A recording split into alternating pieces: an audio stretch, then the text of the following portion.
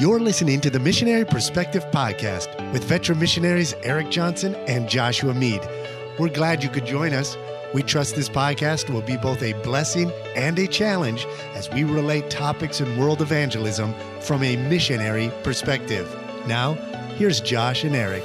Welcome to the Missionary Perspective Podcast. I'm your host, Eric Johnson, live and in the flesh today from Iglesia Bautista La Verdad, Truth Baptist Church. And I have the great privilege today to have my dear friend, Lonnie Hammons with us. Thanks for being with us today, Lonnie. Thank you. It's a blessing to be here. It's great to have this opportunity to sit down face to face instead of over computers with someone. And so today we're going to have Lonnie. And I've known Lonnie for, I was just calculating this, Lonnie, about 5 years we've met each other for the first time. And Lonnie is a missionary here in the Dominican Republic in Santiago, which is about an hour from where we're sitting here right now. And, you know, Josh and I in our podcast lately, we're going over some different issues concerning the family and missions, balancing life. Josh's got a few interviews coming up. We're going to talk more about maybe transitions in life. But right now, today, we want to talk about second generation missionaries. And so one of the first people that came to my mind is someone who grew up in the mission field, who is now a missionary, is my dear friend, Lonnie. And so today we're going to talk a little bit about Lonnie's life when he was a kid growing up on the mission field and how God used that in his life to prepare him to be a missionary again one day. Now, before we start talking about Lonnie's life as a kid as a missionary and how the Lord called him, let's kind of just find out a little bit about Lonnie, where he is and his family right now. So Lonnie, you're in Santiago. Tell us and the listeners a little bit about the ministry you oversee there in Santiago, what's going on. There's lots of parts to it, so take time to tell us about that and what the status of the ministry is right now. Thank you, Eric. And I just want to say a huge thank you to start off that you've invited me to be here. And I remember when you said you were going to launch this podcast, and I listen and I continue to listen to you and Josh. He's the one. Yeah, fantastic job. Very encouraging. And the perspectives is a unique market that missionaries like myself and all over the world need to hear. So I want to say a huge thank you for, number one, inviting me. And number two, thank you for having this podcast. I believe this platform will help a ton of missionaries with contacts and information that they would not get otherwise. And so with that being said, my family and I, we are based in Santiago, Dominican Republic, and we've been here for boots on the ground 6.5 years. Wow. And God has allowed us to start one Spanish church, one Haitian church, Amen. One child development center, and one campus of Seminary Leadership Institute for Spanish speakers. And we have 4 locations training Haitian leaders in the seminary located, 2 of the locations are in Santiago and 2 are in Montecristi, That's right. 2 hours north of here. So other than that, we're not doing anything. So anyway, but that's the ministry that we're involved with here in the Dominican. Amen. And I've had the privilege of being up and visiting Lonnie's church and ministry at various times. And pre-COVID, they were really had amazing work going with the Children's Development Center. I know that COVID kind of put a little hamper, and then now they're trying to get back into the flow of things.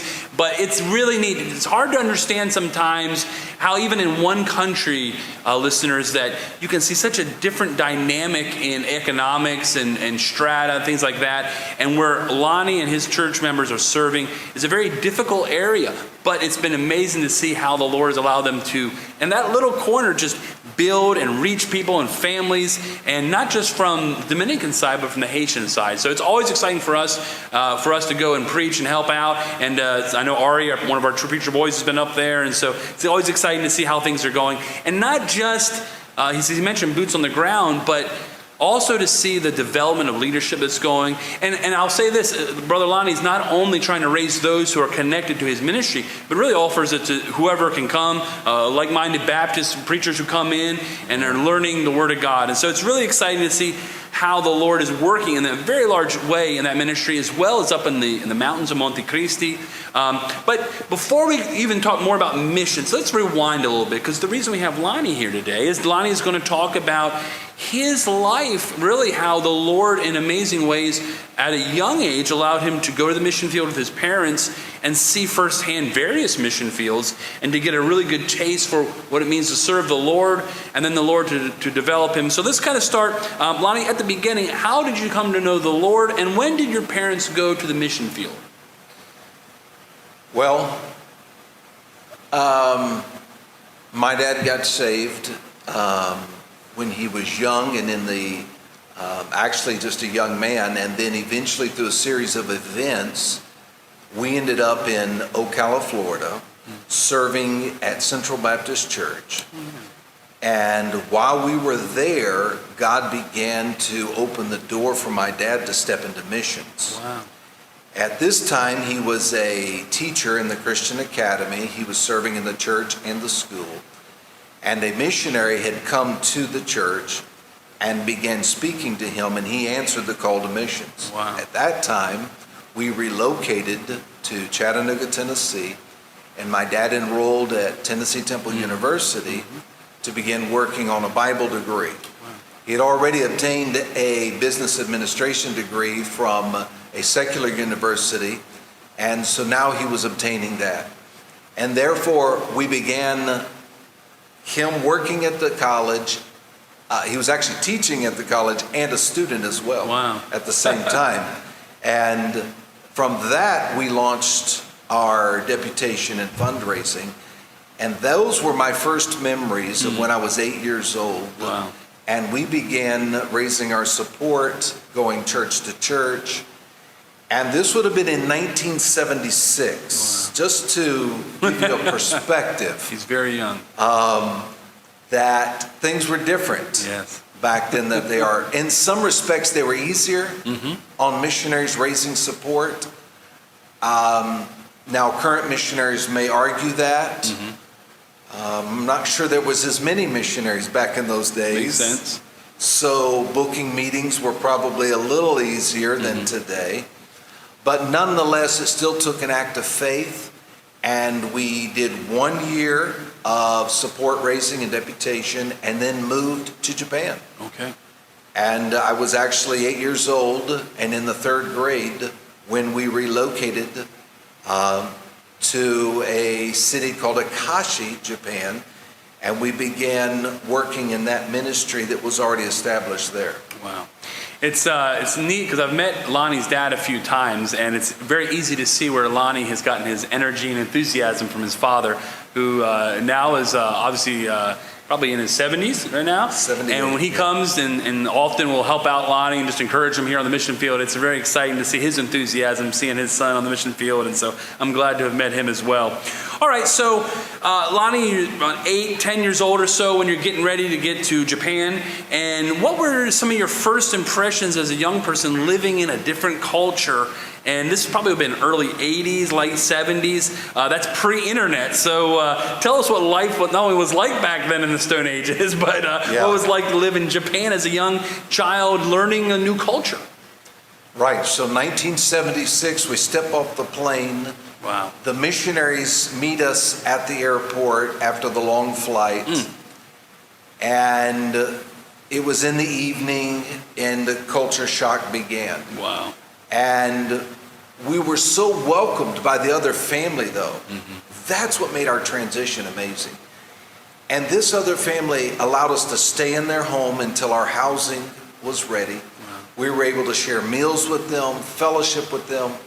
Looking back on that now, that foundation was one of the reasons why we were able to transition through the cultural integration that we went through, that every missionary goes through, no matter where you go. And the first memories I have of when we went to communities away from where other American missionaries were, once again before internet and so forth, is the Japanese term for foreigner is gaijin. Gaijin. And at that time, in fact, thinking of your sons, Tyler and Zach, reminds me of my brother and I. And I had blonde hair, actually had hair, and it was actually blonde, like your boys. And even though your boys really aren't blonde, they stand out. You know what I mean? They do. And I'll never forget walking the streets of the community that we were eventually serving in, away from other American missionaries. Those Japanese had never seen an American in person. Wow. Travel was not, we weren't a global community like we are today. Sure. And they would cover their hand, they would point, and they would say the word gaijin. Wow. And I'll never forget going to get a haircut from a Japanese barber. And Japanese barbers are a skill. It's not just in and out, it's an experience. And they were always amazed because they'd never cut blonde hair before. And so I remember somebody picking some up and keeping it. I'm like, I don't need it.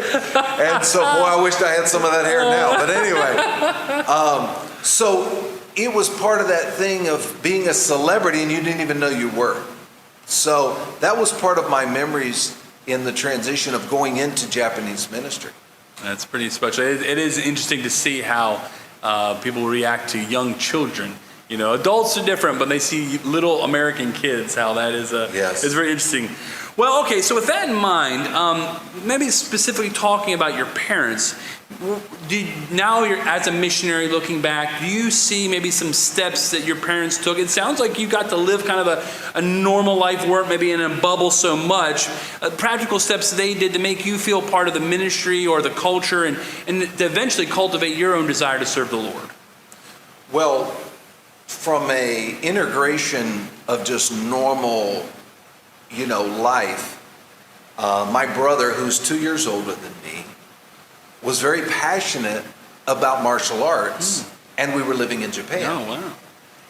And so my brother talked my dad into letting us take karate class. Days of Bruce Lee. Yes, that's exactly right. He was a national hero. Yeah, I bet. Okay, even in Japan. Yeah. Even though Bruce Lee is Chinese. Right. And that's exactly right. And we were able to take karate class. It was 3 times a week. It was in the evenings. You had to be super dedicated. But I remember we're the only Americans for thousands of miles. And we were integrating into the culture. And after we began class, we weren't looked at as gaijins, foreigners anymore. We just integrated. And we really enjoyed our time. You would have thought we would have played baseball because Japan is so heavy in baseball, but that door never opened for us to play, but karate did. Yeah. Now, years later, we joined a little baseball team. I was terrible at baseball, so I was thankful that didn't last very long. And so we were able to integrate into the culture through activities like that. Then as far as how did my parents get us involved into the ministry, it's like every missionary family. It's the family business. We're all in. And so when we taught English to the adults, I was teaching English as a 10-year-old boy to a group of other kids and didn't even know what I was doing. My dad gave me a lesson, a book, said, here, teach this to these kids. Little did I know, years later, I would become a teacher. Yeah. And now, even though I'm a pastor, a church planter, and an overseer, in my heart, I'm a teacher.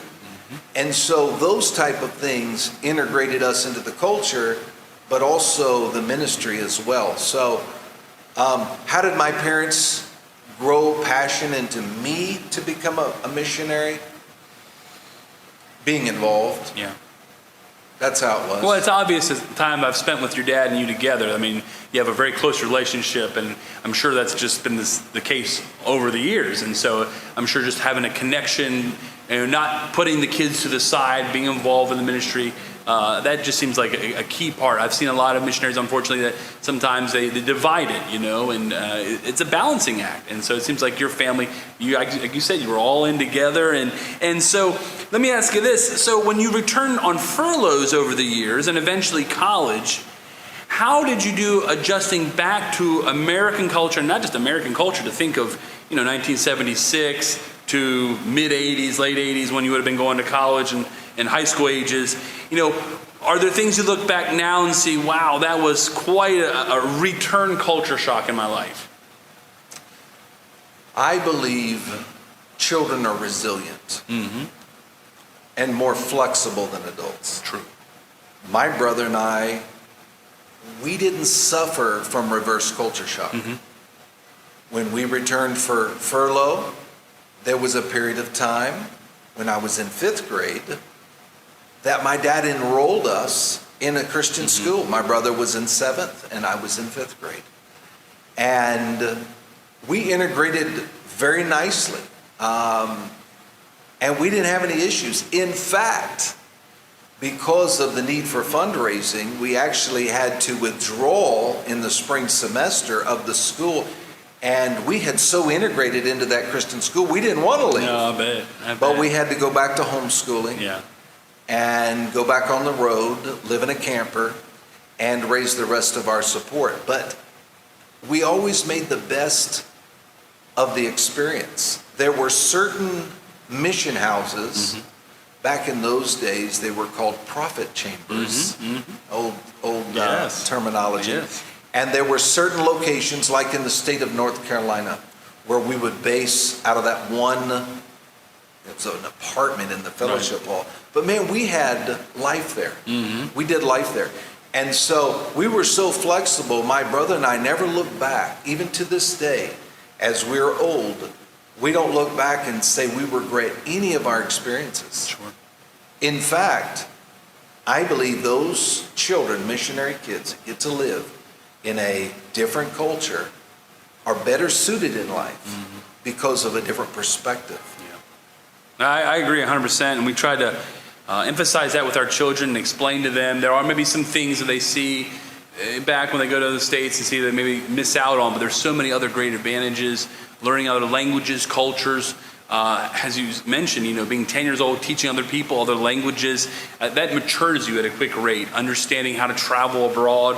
I think our daughter, we always joke about this. She lived in 3 different countries in 1 year. Her first year, she lived in 3 different countries. So, that's something that I think helps mature kids quicker. And I think the parents who are intentional, spend time like your parents obviously were, really help in those adjustments. So with that in mind, were there things that you saw or experienced on the mission field through different ministries that maybe as you were in college and considering the Lord's call into whatever kind of service that maybe gave you reason to pause or think?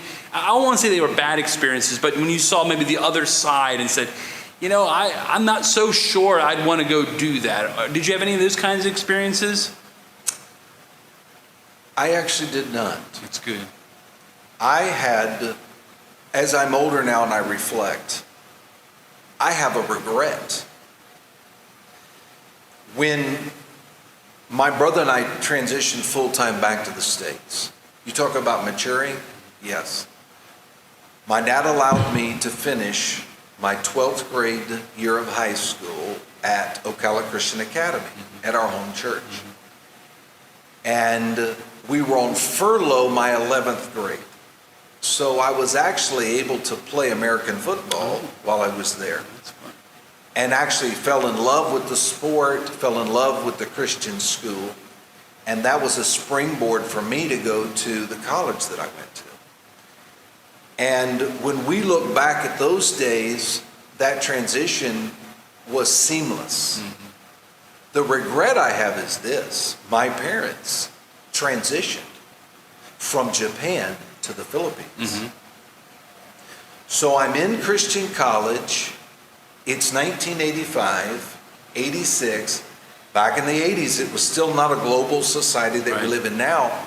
My parents were serving and living outside of Manila, Philippines. And I never went to go visit them while I was in college. When you play football in college, it's a full-time job. And I enjoyed my days. I was never really good. I was more on the scout team. I was more, helping the first team be able to get successful. But I look back at that now and I'm like, why didn't I spend my summers in the Philippines? And it would be 26 years later that I'm a Christian school teacher in Dallas, Texas, and I take a group of 22 students to the border town of Reynosa, Mexico. And I actually drove a yellow school bus from that ministry we were serving in across the international bridge. And that was my first mission trip since I had gone on a mission trip when I was 14 years old. We had gone to Manila, Philippines on a mission trip. And God began to speak in my heart when I crossed into the culture and seeing ministry to the Mexican people on that border town. That's when God spoke to me. And 1 year later, a businessman invited me, all expense paid trip, to go to the Amazon jungle, live on a boat, sail the Amazon River for 10 days, and to be the pastor of the trip. I've only had about 3 or 4 worship experiences where God's allowed me to be the preacher. And I spoke through a translator, Portuguese.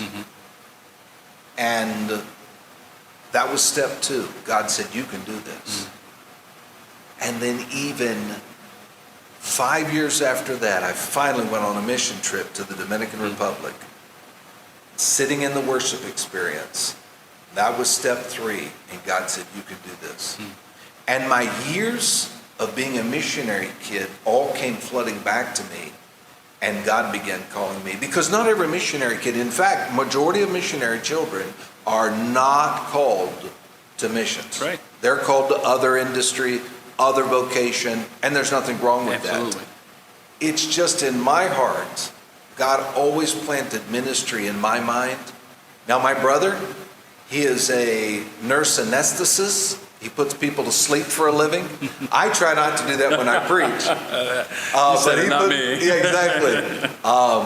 And he has a high-profile job and takes care of his family well. I take care of my family by being a missionary after being a missionary kid. Yeah, that's exciting, and it's good to see. We don't have time now to go into the full story, but it's really neat. I believe when your father was in Japan is when he met a young man in the military who got saved. That man grew up, went to Bible college, became a missionary here some 30 years ago, I believe. It's 30 years ago this year.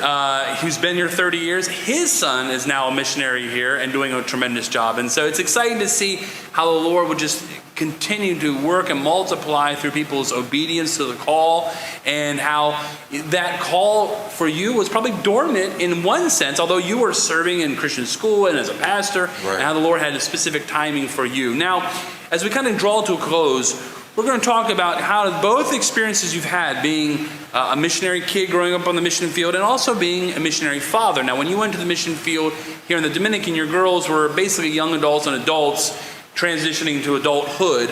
But with that in mind, you have observed many missionaries. Lonnie loves missionaries. He's got a couple books on missions. He's just Mr. Missions. He loves missions, every aspect. We talk missions. And so I know you've been observing more than just your experience, other people's experiences. And so this kind of last question is, through your experience and what you've seen in other people's lives, how would you encourage parents who are praying for their children, if it's the Lord's will, without putting pressure on them, how they can cultivate their heart while they have them in their home to consider missions? I mean, I pray about that my own self. I have my boys. They have a sensitive heart to ministry and serving. I know with their sensitive heart, if I were to push them, it probably wouldn't be very hard to push them towards missions. But I don't really want to do that. No one pushed me to missions. God called me. How can you cultivate someone's heart in the home to help them be sensitive to the Lord's call, that He is preparing them in this soil that they would consider it like they would consider being a doctor, a lawyer, or a preacher in the States? So I moved to Japan at 8 years of age. My dad transitions from Japanese ministry to military. He took over an existing congregation of 9 people meeting outside of Yokota Air Force Base in Yokota, Japan, just south of Tokyo. There's only a few times in my life I've seen revival break out. And that particular ministry experienced it. My dad began an English ministry. Well, the ministry was already there. There were already 9 people there. There was the 3 families. Revitalization, it sounds like. Exactly. And we saw military personnel get saved. Then we saw, they're married to Koreans, the military men.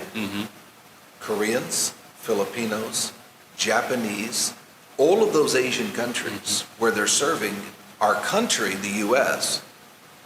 And from that experience, one of the GIs who was married to a Filipino wife who happens to be the family that introduced my father to the other missionary you're referencing. And my dad led this GI. GI stands for a military man, government issue. And he led him and his Filipino wife to the Lord. Then they introduced my father to this other GI and his Filipino wife. And so now all of them are serving faithfully, coming to church. And then Jenny Goldstein says, Pastor Hammons, who's my father, we should go on a mission trip to Manila. And if there's anything that I challenge missionaries to do, go on a mission trip. Amen. That's right. Because think about it. How many times have you gone on a mission trip? Now, I know you personally have because you've been to Ecuador and you've been all over the world. But the typical missionary never goes on a mission trip where you're not in control. You take your family. When I was an American pastor, our vacation was a mission trip to the Dominican. Year after year after year. And then I went on one too many mission trips and said, hey, I like it. Yeah, and stayed. So if missionary families want to encourage their children to be involved in missions, send your kids, or better yet, take your kids on a mission trip. That's great. And that is what's changed my life, because my mission experience to Manila, even though we were living in Japan, to Mexico, even though we were living in Dallas, okay, to the Amazon, even though I was living in the States, and then to the Dominican Republic, it changed my life. So I think the best experience is to go experience. I always say, you can't change the world sitting on the couch. That's right. And so that's what led me, when we were home on furlough, to write my book, How to Become a Missionary, from raising your hand to boots on the ground. Oh, and by the way, there's a cost to be paid. That's the 2nd chapter in my book. There's a cost. My children have suffered the cost, paid it. There has been a little suffering because it's sacrifice. Even though they were 20 and 23 when we moved to the mission field, and they both started living with their grandparents. The younger one was in college, Morgan, and Megan had a full-time job. They were living with their grandparents, who happens to be Tammy's mom and dad, my wife's parents, and God supplied every step of the way. And so there is a price to be paid, but I think exposure to what God is doing internationally. One of the things that I always came back with when I was pastoring in the States from my mission experiences is I would talk about, we serve a really big God. And you Americans think God is right here in this little bitty auditorium or this little bitty county or state. When you travel internationally and you share the gospel internationally, you're like, wow, God is really big. It's exciting. It's funny that you mentioned that, because just this last week or so, my wife and I are talking about this next year and one of the things we want to do as a family. And for years we've been wanting to make this one trip, and it's like the Lord told us just last week, no, it's the time to invest this money in this. They're old enough to understand. And so that's a really good encouragement to our heart, because that's what we were going to be doing. So listener, I hope this has been helpful to you. Now, Lonnie is one of those guys, as you mentioned, even though he looks so young, he's kind of a dinosaur when it comes to the social media. But I still know there's ways that if someone who's listening today would like to contact you, how can someone reach out and make a connection with you, Lonnie? We have a website. It's Okay. called Hammons Mission, singular, hammondsmission.org. And all of our information is on the web, so Okay. you can reach out that way. We'll put that in the show notes, so if any of you have questions for Lonnie, I know he loves missions and missionaries, and he'd love to hear from you, and he'll be a great resource for just, some questions you might have, really in any regards for missions. So I just want to say from the bottom of my heart, this has been a pleasure, something I've been looking forward to. Lonnie is a great encourager. Whenever I feel bad, I just give Lonnie a call, write him, and he gives me some encouraging words, so I know he'll be an encouragement to you, and thanks for stopping by today. Amen. Lord bless you. Thank you.